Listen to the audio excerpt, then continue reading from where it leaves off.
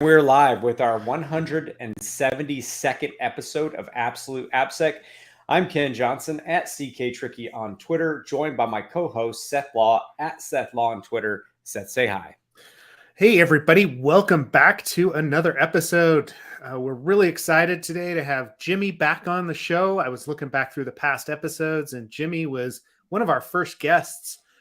Even before I started, we actually started doing like episode summaries and things like that. We were trying to figure out the whole podcasting idea. Jimmy came on, we talked Kubernetes, and at this point, it's been a couple of years. I think you were the one that was pointing out that I think it was 2018 or early 2018, the last time we had you on. So we're excited to get into it with Jimmy here shortly, talk about what he's been working on and where he's going and where Kubernetes is going, especially.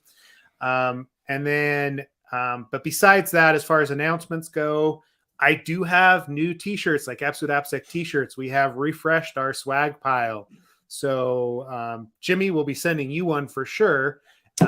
But outside of that, if anybody is interested or wants one, jump into our Slack channel. That's where the shit posting goes on, obviously, right? But all of the actual information, and we share stuff back and forth.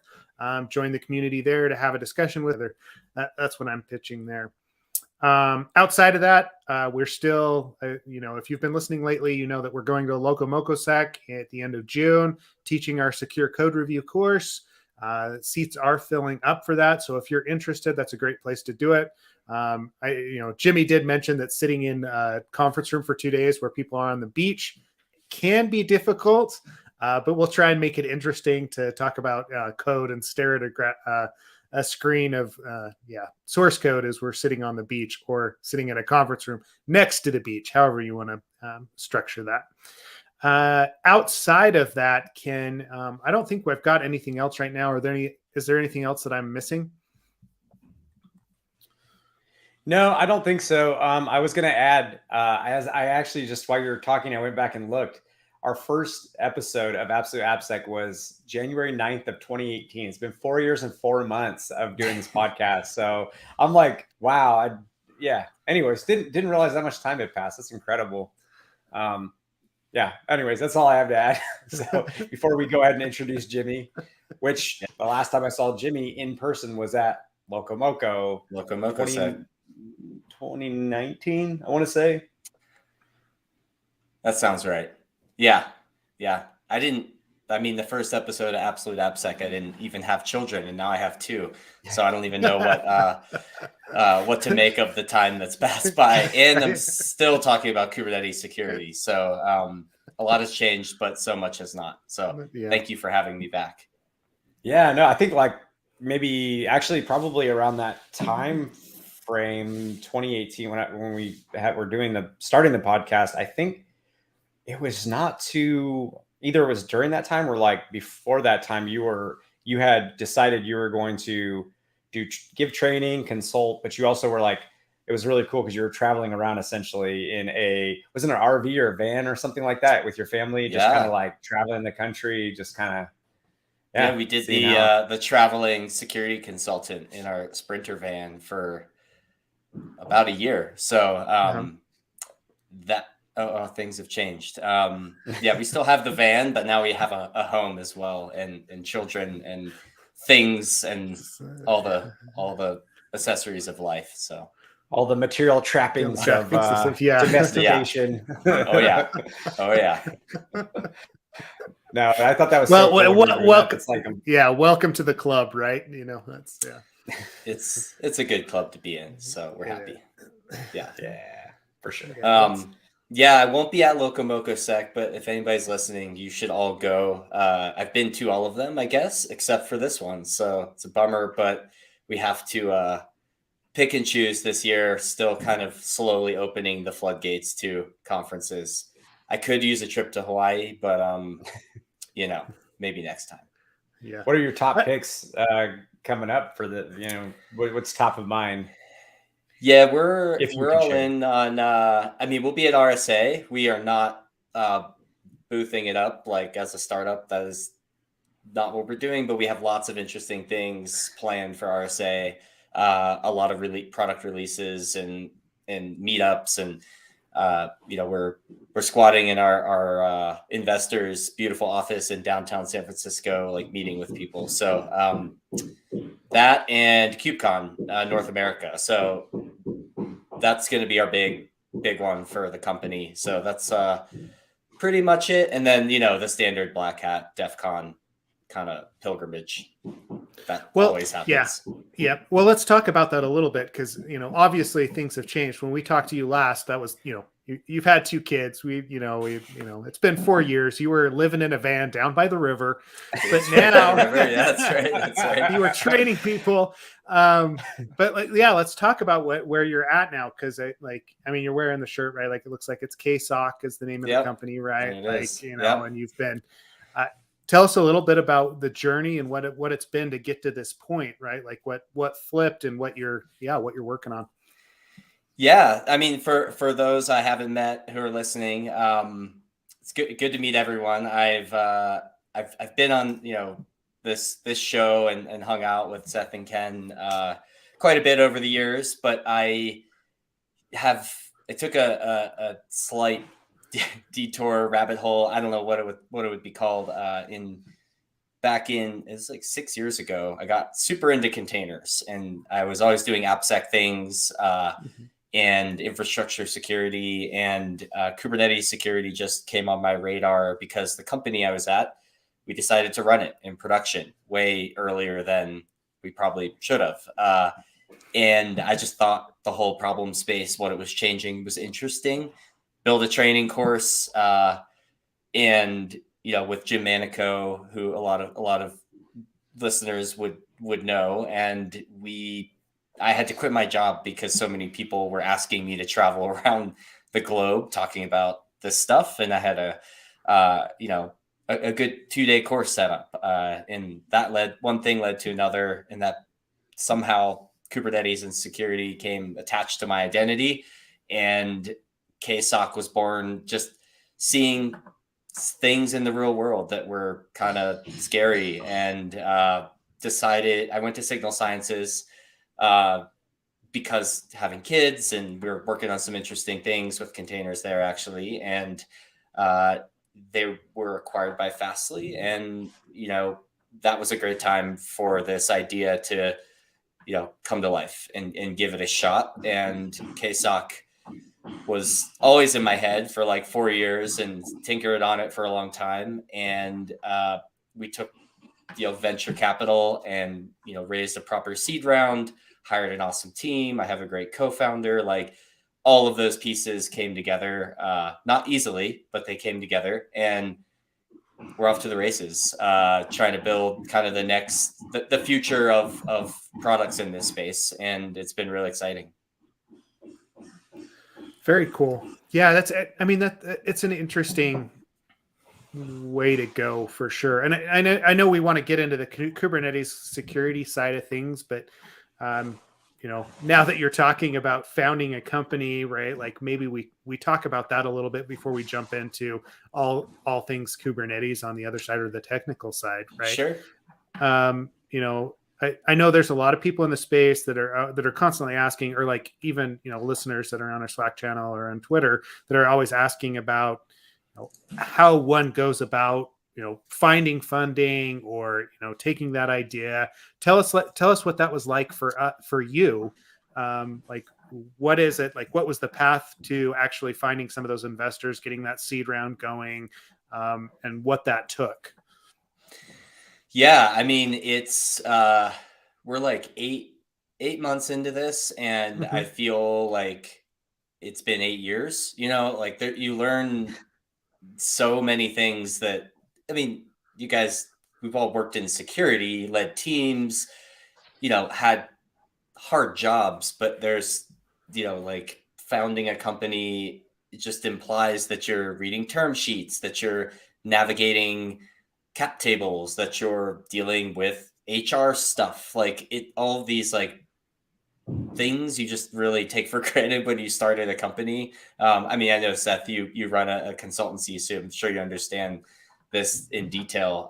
But the venture world, like you can bootstrap a company. It's not to say you can't, and lots of successful security companies are bootstrapped. it wasn't the path for us. So the process is, in 2021, it's like Zoom meetings for 14 hours a day, basically, right? You're just trying to get a hold of people who can help you move this idea forward. And there's these baby steps. So the first step is like, I have an idea. I'm some sort of self-proclaimed subject matter expert. I'm capable of having a vision with other people for the future of this space. And then you have to formulate like what that'll look like, and basically pitch it to VCs, which is this wild act of networking. And, not like, networking seems cheesy, but it truly is like all about who you know, right? Who can get you an intro to this person. And every time you're taking feedback and kind of rolling that into the pitch, rolling it into the vision, and ultimately coming up with a really solid, defensible business that people want to invest in.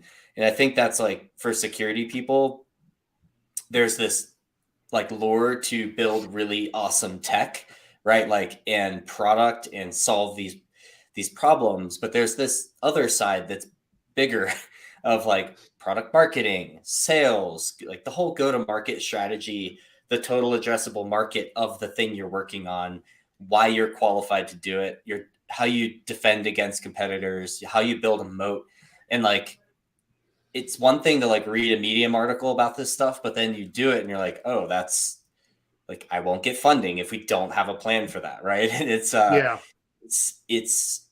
been just eye-opening and really awesome to learn about the business of like cyber security, in quotes, right? And like, that's where we're at. So it's been fun, but it's a flood of information. Yeah. So along those lines, right? If you're, first of all, like, so how long did it take to go from kind of this product, like building out the pitch idea, everything else, to actually getting that seed round of funding? Like, how many how many pitches did you have to do? I mean, I know it's different for every company, but it's just interesting to hear what your experience is. Yeah, I think if you follow like the VC kind of Twitter, LinkedIn sort of world, you're going to feel like everyone's out there doing like one pitch and getting like $150 million, and they just call it a day. What actually goes on under the hood is like just a lot of, rejection, to be honest. I mean, you have to be more comfortable with rejection than ever before. And I think that's not a sign of weakness if you take that rejection and the feedback that comes with it and you make your, stance stronger. And so for us, I mean, we have a really good, strong founding team, myself and Brooke Mata. Like, Brooke is a 20+ year veteran in go-to-market and security. I am not that. And so like, we have the recipe for a co-founding team that VCs want to see. You can't just having two strong technical founders works at times, but you're going to need strong leadership in sales and like experience building that machine. So yeah, Brooke is amazing at that. And I think like, to put a number on it, I have no idea, like probably upwards of 50. Individual like discussions, and some are really good. And like, you're going to talk to, and it's not about like your product being incorrect. It's about you matching with the thesis of that VC firm, right? They have a very clear path to where they want to be, what space they want to play in, details about the founding team, how far along the company is. And like, it doesn't mean like you have a bad idea. It just means maybe you don't have a match. And we got really lucky. We condensed it. It was, it's not luck, but it was, we did condense this into just a couple months, but we found a lead investor with 406 Ventures, and then Vertex Ventures as well. And then Gula Tech, Ron Gula from Tenable. We had the luxury to pick and choose, kind of, which is nice, and we wanted a team that's going to help us just like take off. So you have to, I mean, I think most companies don't work because people just give up, because there's no reason why you wouldn't give up sometimes. It's so yeah, if you keep trying, it gets better. Well, I mean, and that's positive to hear, right? Like I mean, we do have a tendency in the industry to exactly what you're saying. You look on LinkedIn, and you're like, oh man, that idea is great, but like, seems like they turned around, found the person in 2 weeks to give them the seed funding, and all of a sudden they're a $200 million company, and they're exiting and living on the beach in Hawaii all of a sudden, right? Like, and it just seems they went from zero to nothing to that in in the course of 6 months, which is usually not the case. Yeah. Right. Like that's a very rare occurrence. It's all about sticking with it, improving the pitch, improving the product as you go, and finding the right people. Right. The people, I mean, hiring is the lifeline. I mean, money is the real blood, I guess, lifeline of the company, but hiring and who you bring on early it's it. Like that's the whole thing. Like you make some wrong decisions there that are, like you're going to be in trouble. Right. And luckily we were able to bring on just a fantastic engineering team and product team, some signal science folks. And we've had great luck with our, finding amazing engineers, and that helped us propel forward pretty quickly. So yeah, but hiring's hard. Like, to be a company that just kind of came out of stealth or whatever you want to call it, and like asking people to come work for you, take a pay cut potentially, you gotta have conviction and find people who really want to contribute. And luckily we have. So shout out to the whole team. If anybody's listening, they're probably sick of hearing me talk, so they're not tuning in. But yeah. Yeah, and if they are, get back to work, guys. Come on. Seriously. Yeah, I'm just teasing. More pull requests. Yeah, exactly. Well, and that was going to be my other question. Like, given the the current landscape of hiring, how have you gone about finding those engineers? Like, has that been friends and family? Has that just been like recruitment? Like, what does that look like? Yeah. So what you'll realize if you found a company, you're basically doing sales all day, whether it's selling people to come work for you, an actual customer, getting on a podcast, like whatever the thing is, it's like all a sales motion. And luckily for us, Kubernetes and security is like Kubernetes itself. If you want to work in that space, it's like kind of this cult of Kubernetes developers. It's like, I want to write Go, like, and I'm part of that cult.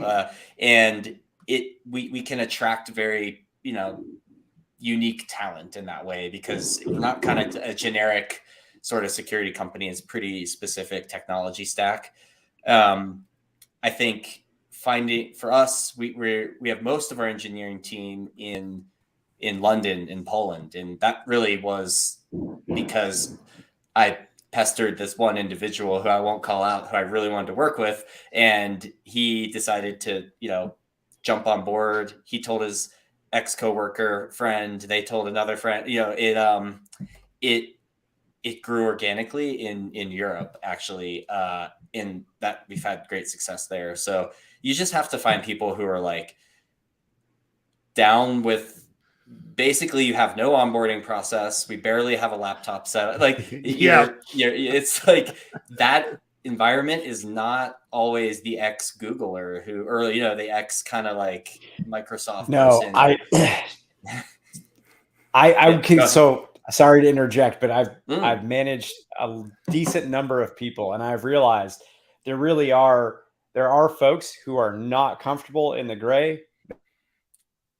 They are not comfortable if things aren't black and white, things aren't laid out for them in a specific way. There's no specific written documentation around XYZ. There are people that are just completely unsuited for any ambiguity whatsoever. That's just, and however, those people definitely have strengths, right? These are super organized people. Typically, these are people that are just very like live and die by a calendar and the clock and everything like that. Like they're like Swiss watches, but they are not okay with ambiguity.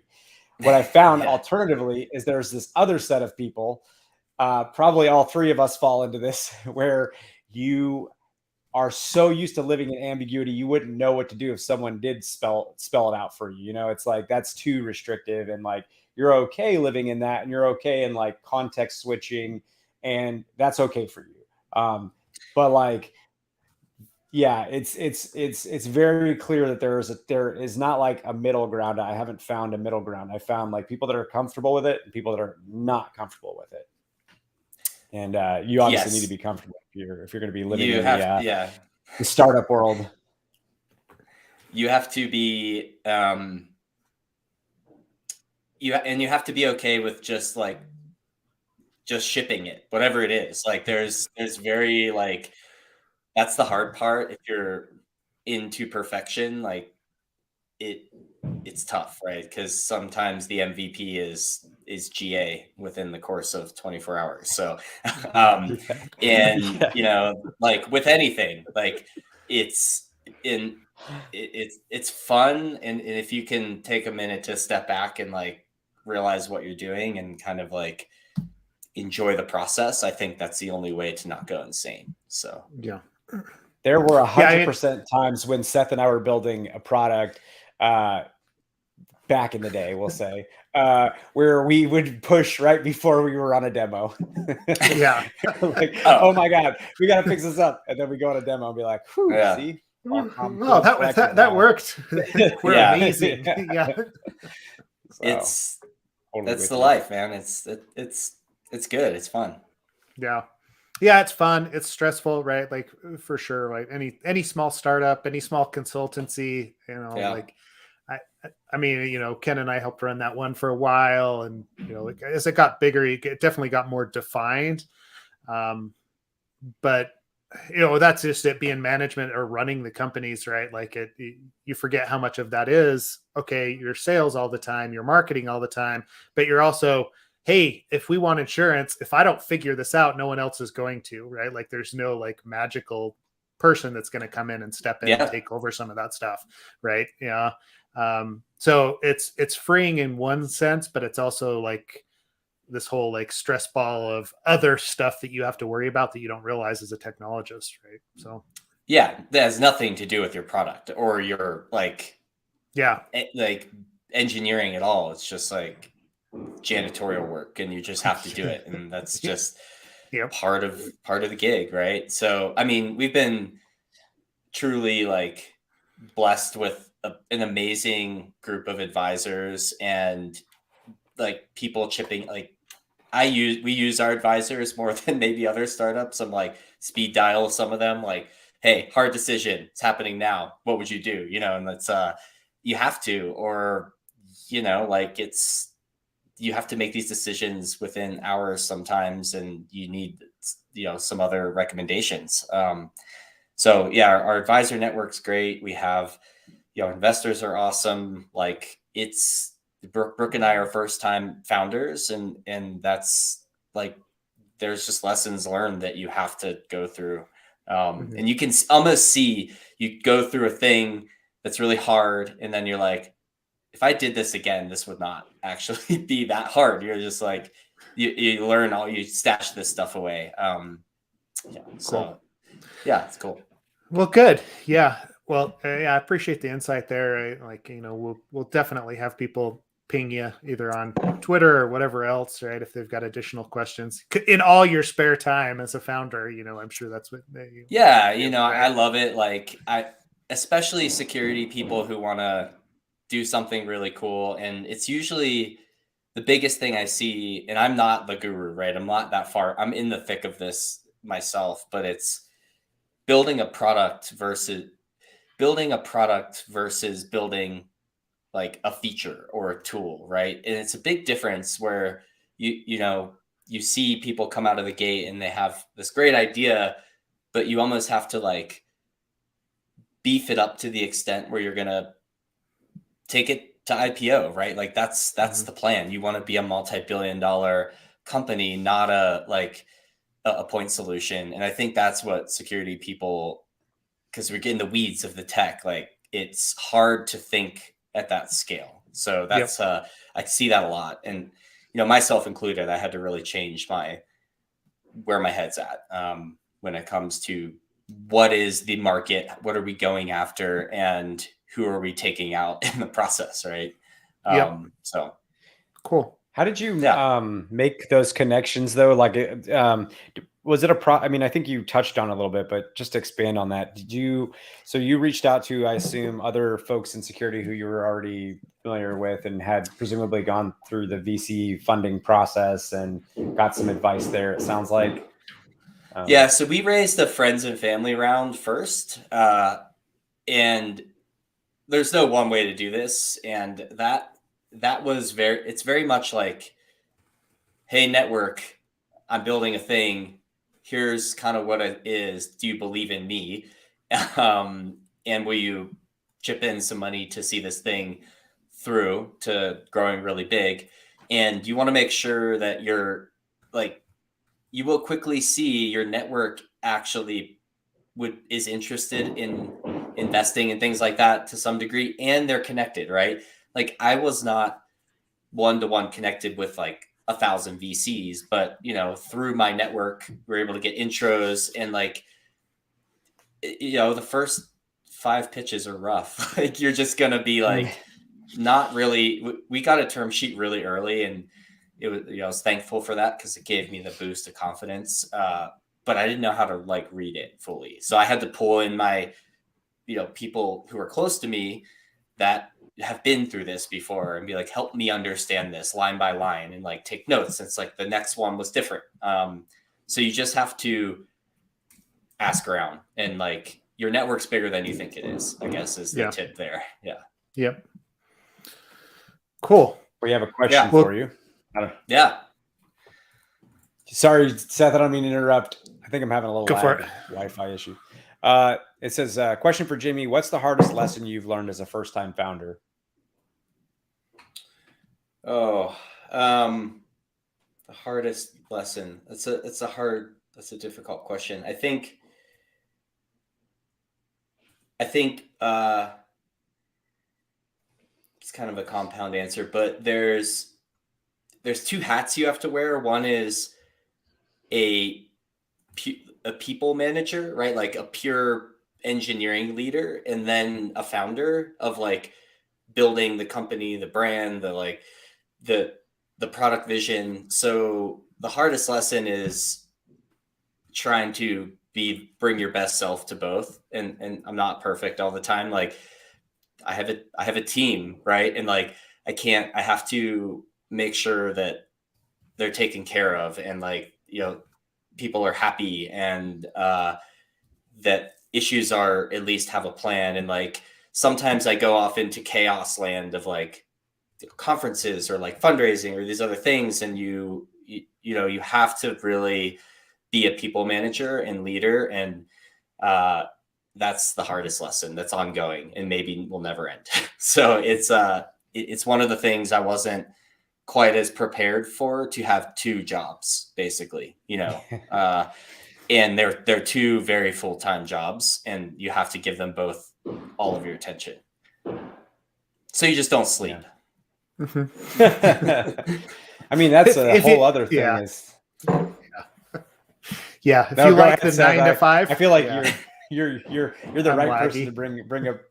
Yeah, I mean, if you truly are like I have 2 kids and a family, and we try really hard to like have a life that's meaningful outside of this, but like it will consume every waking moment and sleeping moment of your life. Like there is no, I don't think you're doing it wrong if it doesn't. Like it just, as much as you try to shut off but you have to really mentally like try to block time for, your family and whatever you do to be sane, because you will obsess 24/7. Yep. Yeah, I mean, I think that in general, just running a business or being the guy where it, buck stops there, that you're in charge. That's what happens is, you find yourself waking up at 2 a.m. and you're wondering, oh crap, what's this project, or what is this, like this feature or whatever that has to be built and it has to be done by this day. It's hard to switch off, right? Yeah. Yeah. It's really hard. But you have to. Mountain Yeah. biking is the way I mountain bike, and when I'm doing that, if I am not in the moment of mountain biking, I'll crash on my face. So it's the best thing for me. Forced meditation. There you go. Yep. Yeah. Yeah. Well, I mean, you can go Ken's route and go BJJ as well, right, Ken? Exactly. Yeah. I mean, you got to have something where you'll just stew in your startup, and it's not good. So for Seth, it's like snowboarding, skiing. For Jimmy, it's biking. For me, it's jiu-jitsu. I have a sense of theme. Put yourself in extreme danger. Yes. Be forced to turn off work for a second. Yeah, I've subscribed to that for a long time. So yeah. And until you take your kids and they break their leg, and there's a whole other story there for me. But yes, Well, good. Well, let's jump into the technical side of things a little bit, right? On the Kubernetes. So, appreciate the insights there. But first of all, I've been seeing the OWASP top 10 stuff for Kubernetes come out. It looks like you're the project lead there. But yeah, let's talk about that, the top 10. And then I want to know what your feeling is, how things have evolved over the last few years, right? Because I know Kubernetes has changed a fair bit. But yeah. So start with the top 10. Like what happened? How did that come about? Yeah. I've been involved in OWASP for off and on for a really long time, most of my working life. And so we'll start with what's changed and what hasn't. The Kubernetes project itself is mature, right? It's totally releases are in quotes boring from a security perspective. There's some cool stuff happening with image signing and things like that, but there's nothing groundbreaking. What that kind of leads to is the maturity means more adoption. More adoption means we're seeing an uptick in CVEs. We're seeing an uptick in misconfiguration at scale. We're seeing big companies using Kubernetes in really, really big ways.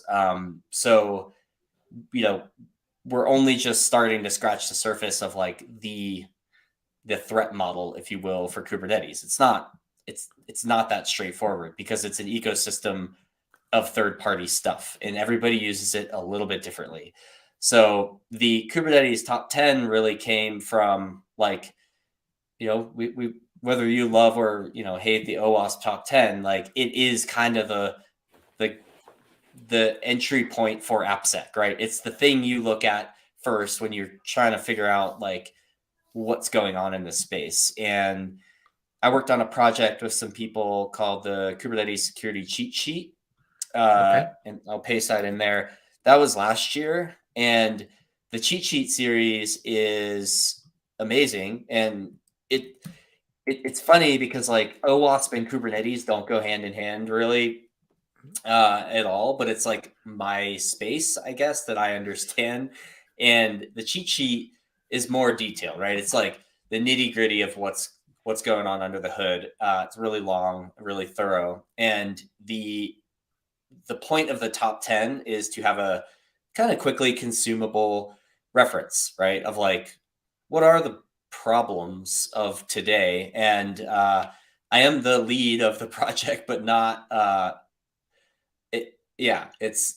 want other people to get involved. We had our first pull, I just talked about this on Friday at the OWASP Bay Area chapter meetup, really only revealed the very rough work in progress draft of this thing Friday. Had a pull request already with add some additional content for some of the supply chain sections, but it's meant to be, like AppSec people get the OWASP top 10, and like I think the security teams that I'm working with are kind of like, I don't know what I don't know, right? And that's the problem with Kubernetes and containers. It's like I think it's not perfect, but I need some sort of like reference model. And we have the NSA hardening guideline, which is great. We have the CIS benchmarks, which are very, thorough to some degree, but they're consumed a little differently. I don't think the OWASP top 10 is like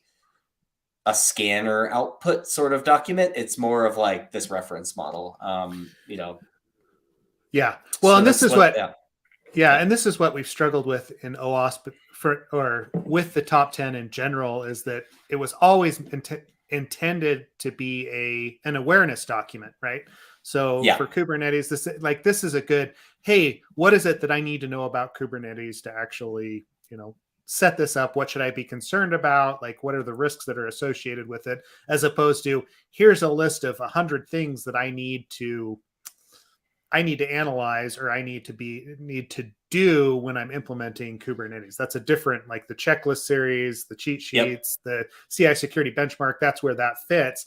But this like wide swath of what do I need to be thinking about, the top 10 on a overarching level, that's it's very useful to take that to management or other places. So I think so. I think it just helps frame the problem in the language that security people are used to. And today, like if you pop it open, none of this should be like rocket science, right? Like, and you could glance over this even if you've never touched Kubernetes and kind of understand where things are going, right? Like insecure workload configurations. Yes, we do know misconfigurations are a problem. They have been, they will be, and it's a lot of what's happening in Kubernetes.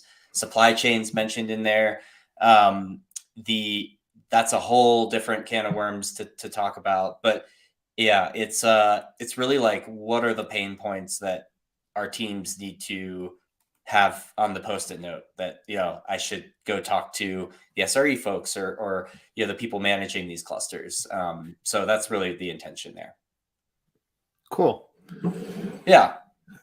So along those lines, right? Like, I know that, well, to bring it back around to what you're doing with KSOC, like how is that related to the cheat sheet series? Like, what is it that you're offering there in conjunction with, the OWASP top 10 and everything else? Yeah.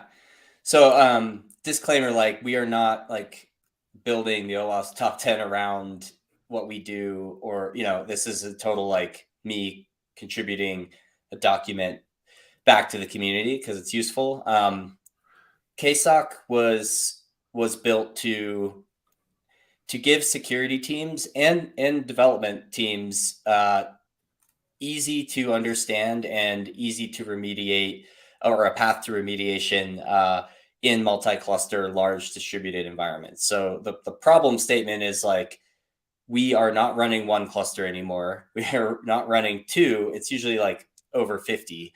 And it's not one cloud. It's not two clouds. Sometimes it's three with a mix of on-prem. And KSOC is really built to unify the distribution of policy and discovery of misconfigurations. Like, there are things that would be in the top 10, and, we do it in a way that's extraordinarily it's operationally friendly. We low performance. I mean, the performance impact is almost nothing. It's easy to get going. We have like helpers to let you go find clusters that you didn't know existed. It's really for those like, early day operations of like, I know I have a large footprint here. I need to get my head around enforcing policy across it. And it's all of those things. It's all the different components inside of a cluster: misconfiguration, role-based access control, least privilege enforcement.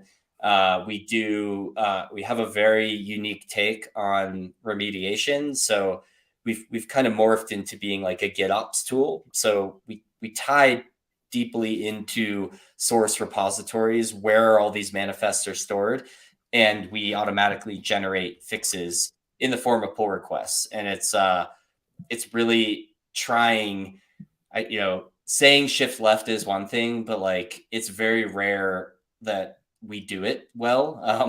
And you guys know that, we actually do that. So, but in the Kubernetes context, like a Jira ticket that your tool generated with 55 findings that has a link to a wiki article is not really what the operator of that cluster can consume and do something with. So we're trying to be a DevOps tool. Like it's actually doing the work of fixing the code and putting the fix in the hands of the operator to merge it. So it's all those things combined into something that's like stupid simple to use, which I think is like not the story of our security products typically.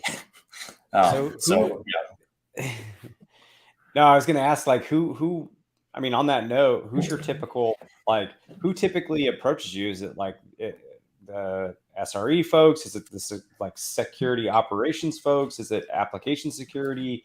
Is it a mixed bag? Like who usually is reaching out to,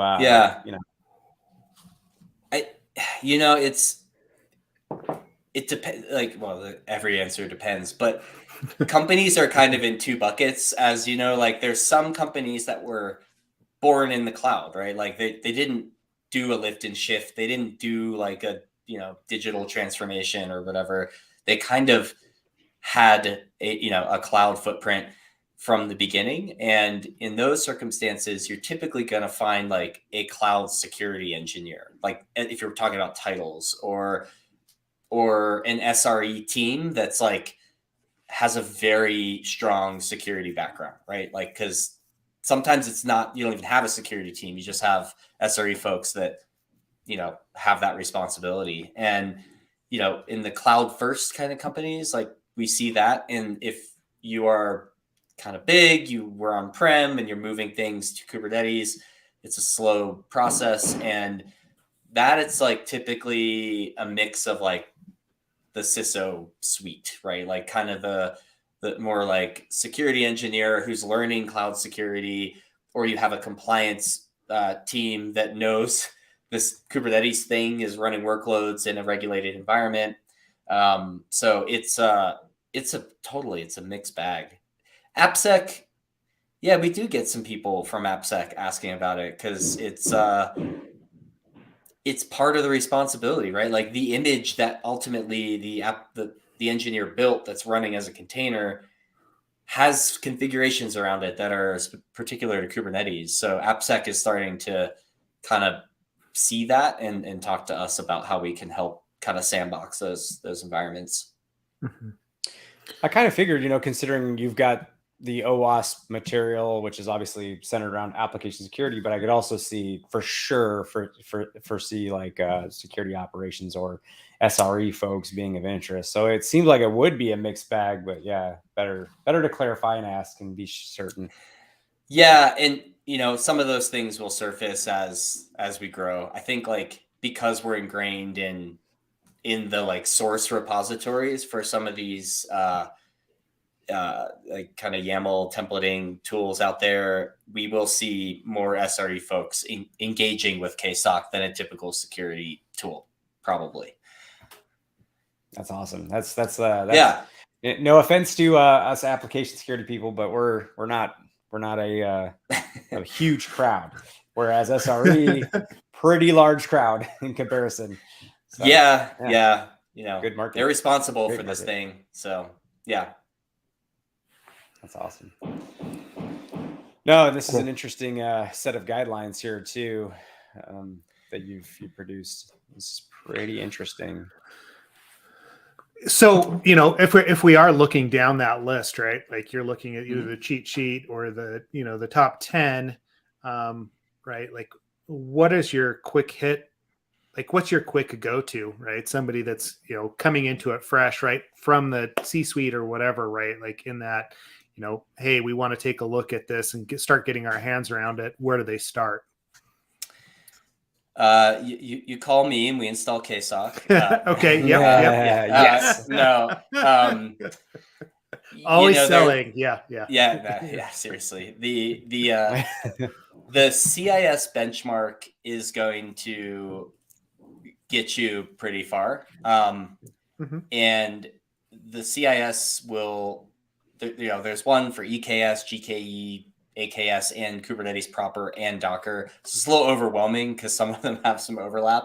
But if you can find an open source tool of choice, or we're going to be releasing an open source kind of suite of tools around that as well, just get a lay of the land, right? You're going to be probably overwhelmed because there's a bunch of workloads running in ways you didn't really approve of or know that was happening.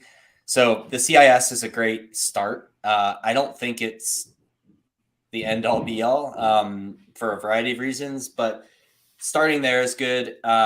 Having discussions about RBAC and identity and access management and who and what can access different components of a cluster is skipped altogether in a lot of organizations. And that's pretty scary. Like, if I did kind of a side exercise of trying to find every public Kubernetes exploit, whether it's like a bug bounty write-up or whatever, even tutorials I wrote and with other people in the past, CTFs, most of them stem from abuse of role-based access control when you're talking about Kubernetes. So that's a huge fuzzy problem that I think takes quite a bit of effort to lock down. We are building tooling around that, but it's still something you're going to have policy, proper guidelines, and a full audit of like what's going on inside, like the identity sort of story and access control. And yeah, those two areas, like workload configurations and RBAC, pretty important stuff. Networking's important, but you got to start somewhere. And I don't think having like a full-fledged networking security solution offers value until you've hit a certain level of maturity, just because there's other gaping holes that you have to address first. Yeah. Well, I mean, it's interesting that, the more that things change, the more they stay the same, right? Like I mean, I know I always go back to the Crocs and socks of security, right? Like your AAA, your authentication, authorization, and auditing. And it feels like we've been talking about these. I mean, I know we've been talking about them, since I got in the industry, which was, 5 years ago, right, Ken? Just 5. 5, yeah. Yeah. 100. But yeah, exactly. Right. Like authentication and authorization specifically is hard, right? Like always, it always is. It doesn't matter what the application is, what the environment is, unless you are disciplined. And even then there's going to be flaws. So it's not too surprising, at least to me, that's where you go to first, because that's where I would go to as an outsider looking at an application, looking at an environment, is what do I have access to? Is there ways that I can change what that access level is? Are there things that are given, I'm allowed to get into that I shouldn't be able to, because it's the easy button, right? If I'm deploying Kubernetes and I don't know anything about it, I'm probably just giving everybody all sorts of access and then not worrying about it. And that gets pushed all the way into the production with, instance and same stuff from it's a 20. This top 10 you could overlay onto like cloud security. I mean, onto pretty much anything, right? It's the same stuff, just compounded in a different technology. The interesting thing I will say about Kubernetes, there's one piece of it called admission controllers or admission control webhooks that and we leverage them as part of our product, but the underlying like built-in nature of these is you can inspect and or mutate requests coming to the API server and do arbitrary operations. So that is something we never there isn't really a one-to-one in like cloud or a traditional kind of server, 3-tier kind of web server architecture with VMs, and using those kind of admission controllers intelligently, like you can do some serious security, like goodness. There's a lot you can do there that is unique to Kubernetes. So it's not all doom and gloom.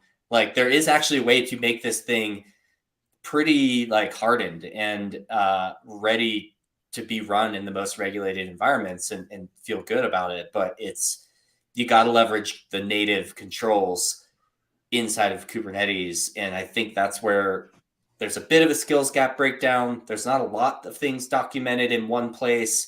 There's still a big disconnect there, but we have the tools. I think we've been saying that at DEF CON for years, probably, but like we have the tools. It's just like we need the place and the to go kind of understand how to turn them on. Yeah. I feel like I'm the least knowledgeable here on Kubernetes, and so one question I have. Oh, Seth, sorry, did I interrupt you? Were you going to ask something? Nope. Go ahead. No, I was going to just ask about like with OIDC, because I don't know why I was surprised that it supports OIDC. Google and Microsoft are like the two companies involved in OpenID, or the main two big players, and obviously Google and Kubernetes go hand in hand. So I don't know why I was surprised, but I was surprised when I saw OIDC was supported by Kubernetes. So how does that work with RBAC? I guess I'm literally like trying to read the documentations while you're talking, trying to figure. Good luck. So because there's information that comes back, obviously, in that JWT that gets signed and provided that access token for OIDC. And I'm not sure if like there's some attributes to get passed back there, and then that's used for RBAC, or like how that all works. Yeah, so Kubernetes is not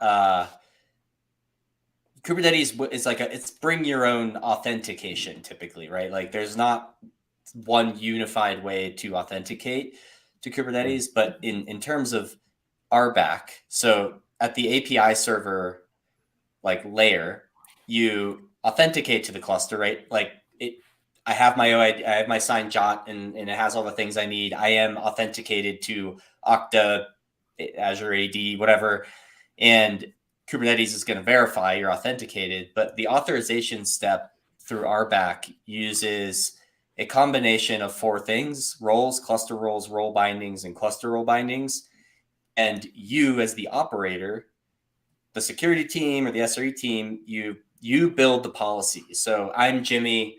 I opt into, with Google. I have that set up on my API server.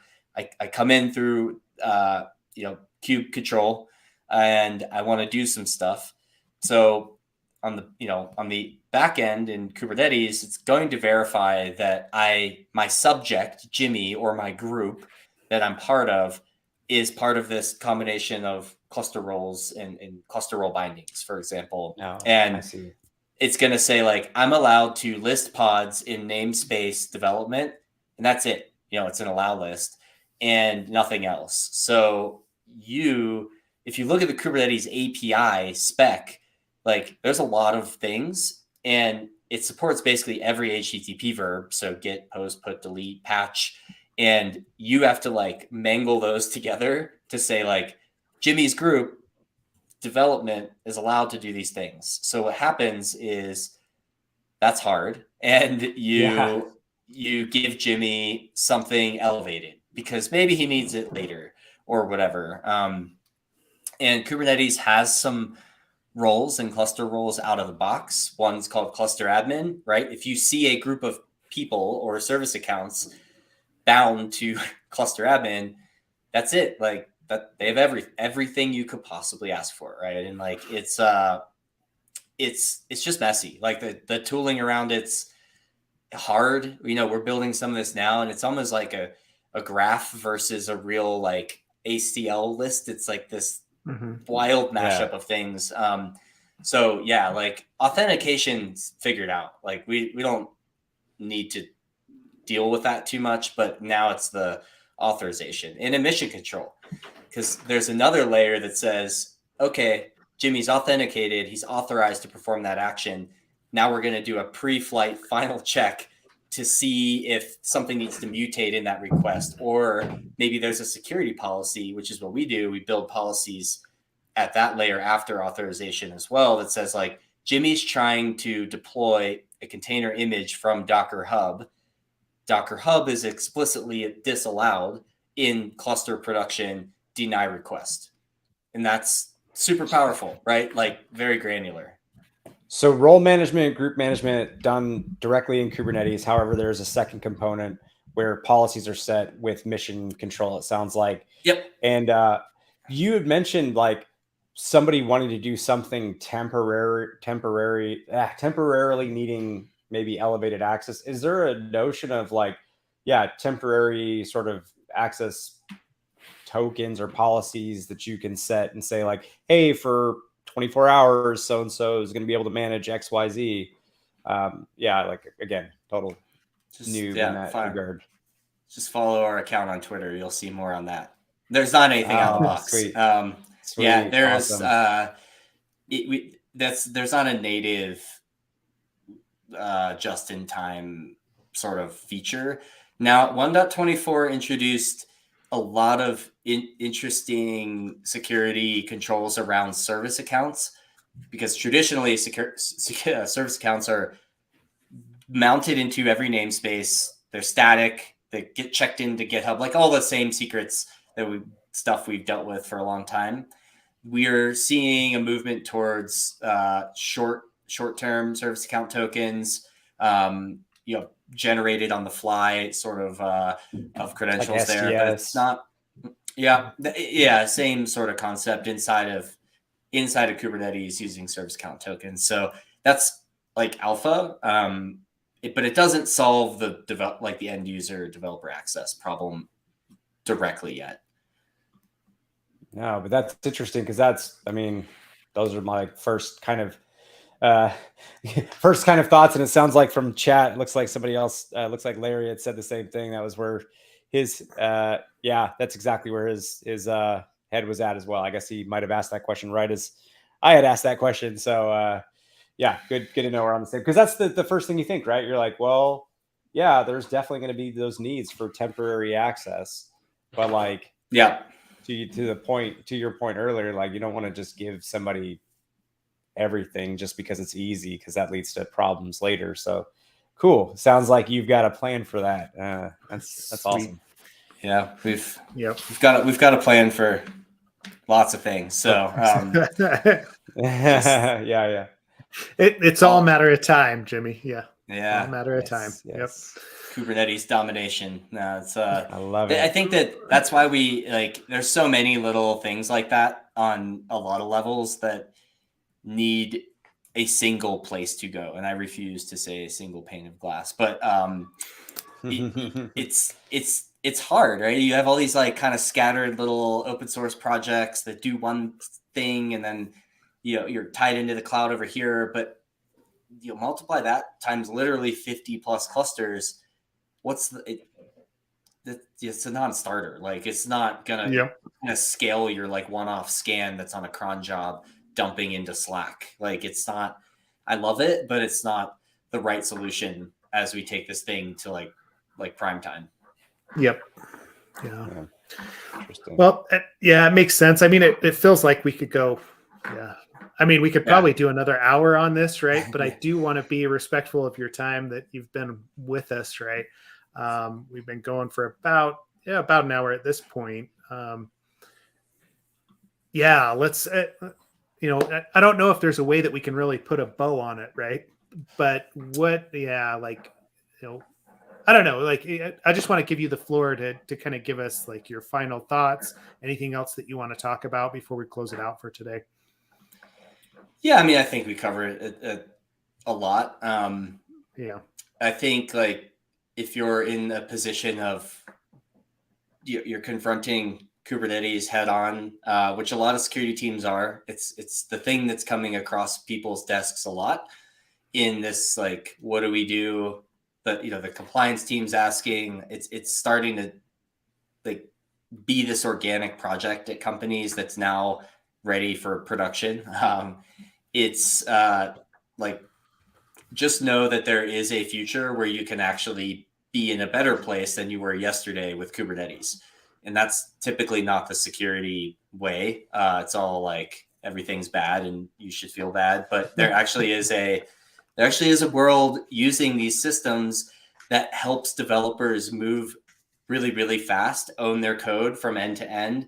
Like the tooling around the CI/CD sort of automation, the CNCF ecosystem. It's a great community, and I don't think security has to be. I think we should be part of it, I guess. And it's not to say that even KSOC is the end all be all. It's just like I think we should embrace these technologies versus push them off and kick and scream about them, because you can actually like get some serious business value when you do this right. And your job as a security team is like putting the guardrails in place that meet your org's requirements, and let your teams just ship software, right? It's like, that's it, I've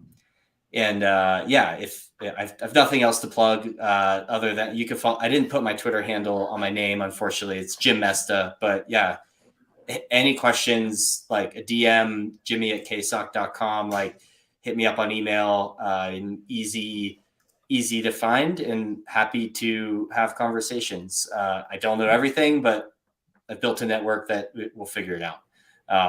And yeah, that's it. I appreciate being on, and always wish I could hang out with you guys in Hawaii, but We'll find another spot for sure. Right. Yeah. Because like there's definitely more to talk about, and there's more to dig into. At some point too, it'd be cool to get you on and have Hoodie Pony on Slack was actually asking about a demo, right? Like, it'd be interesting to see KSOC in action. And I know there's a lot of interest from the AppSec space in Kubernetes as we're deploying our apps and our code into it. Exactly. Like how do we integrate with like Kubernetes security, but also application security on top of that? It just feels like there's a lot of synergies that could be had. Oh yeah. Right? Like, it's starting to feel AppSec and infra they're blending together in ways that we didn't have to in the past, right? I did a lot of AppSec stuff and like didn't really deal too much with infrastructure. And today it's feeling like you got to know both sides to some degree, because your app is going to leverage Kubernetes stuff, whether you like that or not. It's just going to happen. And it's up to AppSec to figure out like how to run these things in a safe environment. Yep, it totally is. So, or even if it just integrates with cloud services, there's lots of different. Yeah, exactly. There's so many ways in which an app can. Interact with infrastructure in today's SBOM. Like we're doing some SBOM stuff and working with maybe some potential partnerships in supply chain, and like obviously that's the hot topic, but it's all AppSec, right? Like it's dependencies and how they work, and do you need them? So we're always looking for partners too. Like there is a world where we can surface AppSec things inside of our platform that we, I don't think we're not building AppSec tools specifically, but why not see it in one place in the context of Kubernetes with all the other things you have going on? So we're fast and nimble. We're willing to try things that are kind of novel. So cool. Yeah, SBOM. I threw out which is probably the acronym. That's okay. We do it all the time. Yeah. Sweet. Yeah. Awesome. Okay. All right. Well, Jimmy, again, we appreciate the time, the expertise, and maybe we don't wait 4 years before we do this again. Yeah. It's a long time. I'm gonna blame Ken. He's our scheduler. No, I'm just kidding. Ken. I have been awful. I gotta tell you, I think the pandemic was it definitely ruined some of my productivity for a while there. So I'm getting back into it. Yeah, becoming not a lazy piece of shit. So working on it. It's funny to see people emerging out of COVID, like back into doing research, producing things. It's it was a rough time, and we're not even out of it yet, really, I guess. So I live in Arizona, where it never existed in the first place. So there you go. Yeah, that's right. You're in Arizona. You're in Yeah, Utah Yeah. Utah didn't really exist either in some No, circles, so, no, yeah, so yeah, certain circles it definitely did not. So yeah, for sure. well, cool. All right. Well, yeah, follow Jimmy on Twitter, or reach out to him. Your contact info is in the show notes. Join us on Slack if you've got further questions, or like tag us on Twitter or somewhere else, and we'll answer as much as we can. But otherwise, Ken and I will be back next week, with more Absolute AppSec. And Jimmy, again, thanks for your time. And we'll see you online. Anytime, guys. Thank you. Later. Thanks.